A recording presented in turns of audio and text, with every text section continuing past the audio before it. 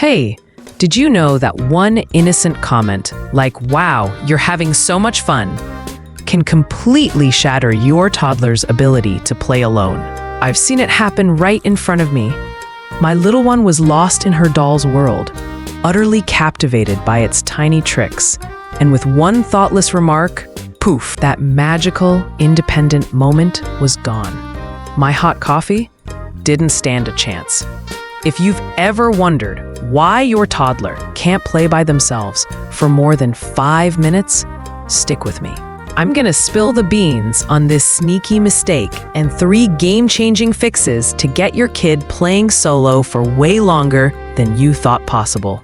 Now, you might be scratching your head. Why does a simple positive comment kill their focus?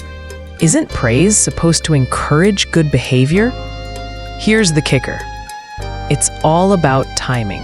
When your toddler is deep in their imaginary bubble, pretending their teddy is a superhero or their blocks are a castle, their brain is locked in.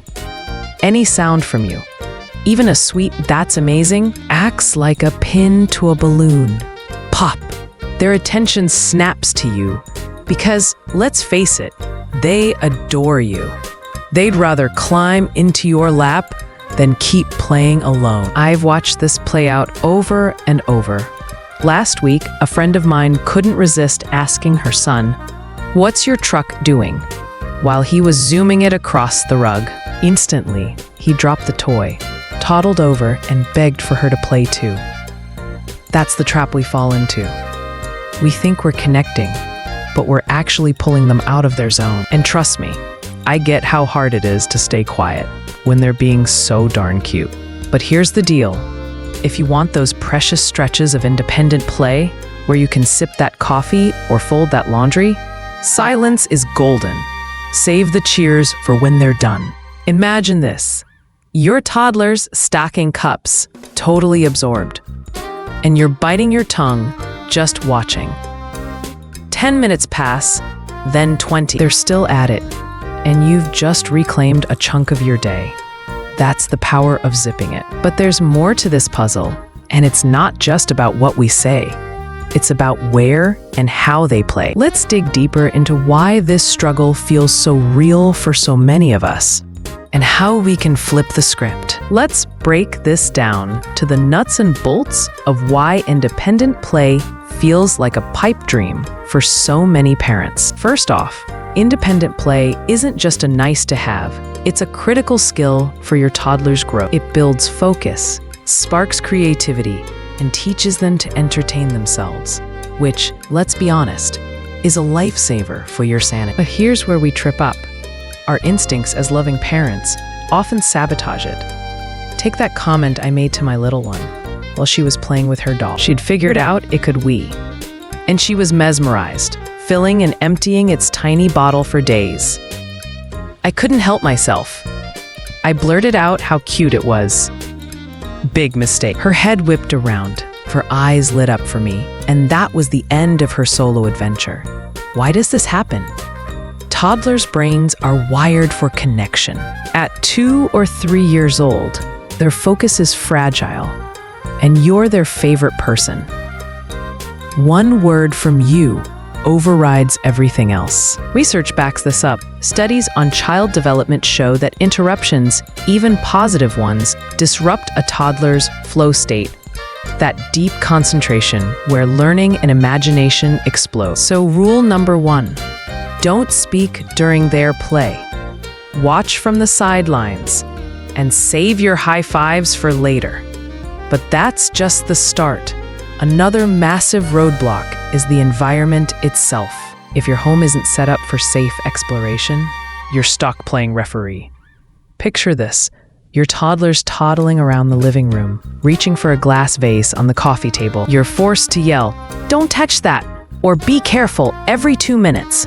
I've been there with my own kid, who seems to think every shelf is a mountain to conquer. Each warning pulls them out of play and back to you, or worse, it stresses them out. That's why a safe space is non-negotiable. And then there's the toy overload trap. We think piling up every truck, doll, and puzzle will keep them busy. But science says otherwise. A 2018 study by Carly Deutsch observed toddlers aged 18 to 30 months in 2 setups, one with 16 toys, another with just 4. Guess what? With fewer toys, they played longer and got way more creative. Too many options scatter their attention. They flit from one shiny thing to the next without diving deep. So, we've got 3 culprits: untimely comments, unsafe spaces, and toy clutter. I've lived through each of these battles, watching my little one lose focus because of my eager words or a risky room setup. Last month, I caught myself hovering as she played near an unguarded outlet, muttering, "Watch out," every few seconds. She stopped playing altogether, more interested in why I sounded worried. That's when I knew I had to rethink everything. These barriers aren't just annoyances. They're stealing moments of growth from our kids and peace from us. But here's the good news. There are fixes, and they work like magic if you commit. I've tested them, stumbled through the learning curve, and seen the difference. Let's unpack how to turn this around, starting with a question that might just blow your mind. What if the secret to your toddler playing alone isn't about you at all, but about the space they're in? Think about this. How can you possibly stay quiet and let them explore if you're terrified they'll yank down a lamp or stick a finger in a sock? I've had those heart-in-throat moments, darting across the room to stop a tiny hand from grabbing something dangerous. It's exhausting, and it kills any chance of independent play, because you're stuck saying no or get down, nonstop. Here's where the game changes. Create what I call a yes space. It's not some fancy playroom straight out of a magazine. It's just a corner of your home. Maybe the living room edge, a gated off spot, or even a bedroom that's 100% toddler-proof. No sharp edges, no breakables, nothing to climb that'll end in a crash. I set one up for my own kid after one too many close calls with a wobbly bookcase. I cleared a small area by the couch, patted the floor with a soft mat, tucked away cords, and gated it off. First time I let her loose in there, I held my breath. But then, something incredible happened. She wandered around, picked up a stuffed animal, and started babbling to it. No interruptions from me, no warnings. I just sat back, stunned, as she played for a solid 15 minutes without looking my way. That's the power of a yes space. It lets you relax, knowing they're safe, and it lets them focus without hearing a chorus of "be careful." Studies show constant negative feedback like no can spike anxiety in toddlers, breaking their play rhythm. A safe zone flips that. Suddenly, they're free to experiment, and you're not the fun police. I've seen parents transform a tiny nook with just a baby gate and some soft toys, and their kids go from clingy to content in days. But there's a catch. A yes space alone isn't enough if you're still jumping in with comments or if the setup's wrong. Let's dive into the full picture and the other tricks that'll push their solo play to the next level. All right, let's hit the peak of what works. 3 rock-solid strategies to get your toddler playing independently for longer than you've ever dreamed. First up, zip those lips during their play. I learned this the hard way with my little one. She was on the floor, totally engrossed in her doll's antics, and I couldn't resist saying, "You and baby are so cute together." Her focus shattered. She dropped the doll, toddled over, and wanted me to join. Now, I get why we do this. Praise feels right, but timing is everything. Child psychologists explain that toddlers in a play flow are building neural pathways for problem solving and creativity. Interrupt that, even with love, and you yank them out of it. So next time they're stacking blocks or zooming a car, just watch. Don't ask, "What are you building?" Don't cheer. Wait till they pause or look up, Then shower them with love. I've timed myself now.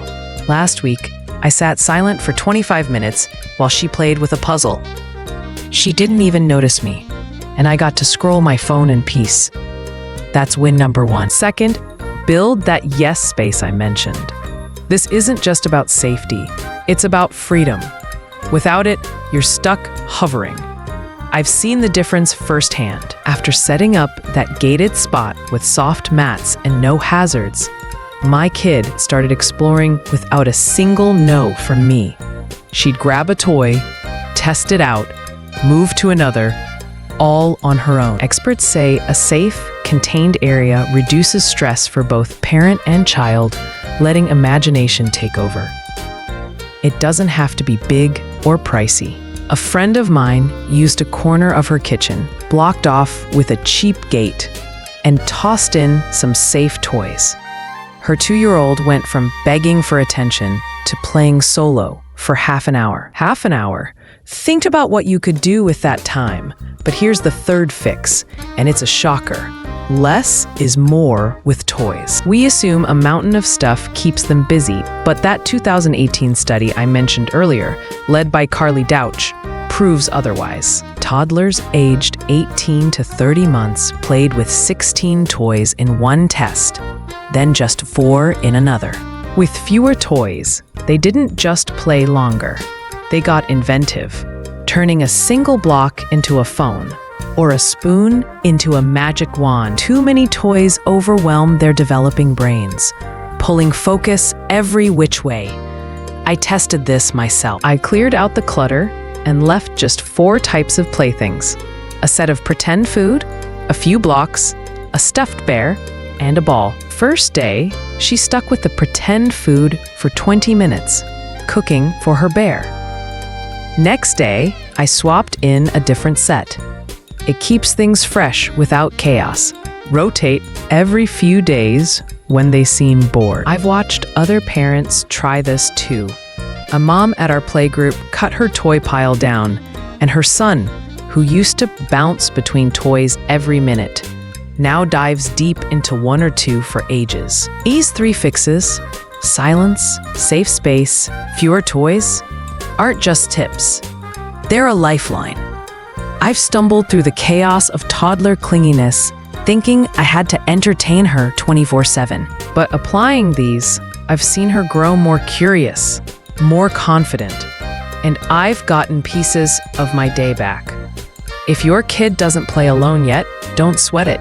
It's a skill, not a given. Start with these steps. Set up a tiny safe spot today, pick just a handful of toys, and practice holding your tongue. Watch what unfolds. I've guided parents through this, seen their faces light up when their toddler finally plays solo for 10, then 30 minutes. It's not magic, it's strategy, backed by how little minds work. You've got this, and the proof is in the pudding. Now, let's lighten things up with a little chuckle from the trenches of parenting. Remember that hot coffee I mentioned at the start? Oh, I had such high hopes. There I was, sitting on the couch, steam rising from my mug, feeling like I'd won the lottery, because my little one was quietly playing with her doll. She was in her own world, giggling as she figured out its little wee trick for the 100th time. I couldn't help myself. I grinned and said, "Wow, you and baby are having so much fun." Big fat mistake. Her head spun around faster than a cartoon character, eyes wide, and she dropped that doll like it was yesterday's news. "Mama, play," she demanded, climbing onto my lap. My coffee? Cold as ice by the time I got back to it. I had to laugh, because if I didn't, I'd cry. Parenting is a string of these tiny, hilarious flops, those moments where you think you've got a handle on things, only to trip over your own feet. But here's the sweet part. These flops teach us. That cold coffee taught me to shut my trap and let her play. I've got a dozen stories like this. Times I've accidentally derailed her focus with a well-meaning word or a poorly timed "be careful." Like the day I caught her balancing on a chair to reach the moon, as she put it. I yelped, she stopped, and the game was over. Now I bite my tongue and set up safer spots for her lunar missions. These little missteps are universal, aren't they? I bet you've got your own lost coffee moment, a time you thought you had a second to breathe, only to have your toddler pivot straight to you. It's almost comical how fast they switch gears. But it's also a reminder of how much they rely on us to set the stage right. I've started keeping a mental tally of these funny fumbles, each one a lesson in giving her space. Like the time I left out too many toys, thinking it'd keep her busy, only to watch her dart between them like a caffeinated squirrel, not settling on any. I cracked up, then cut the pile down to 4. Boom, focus returned.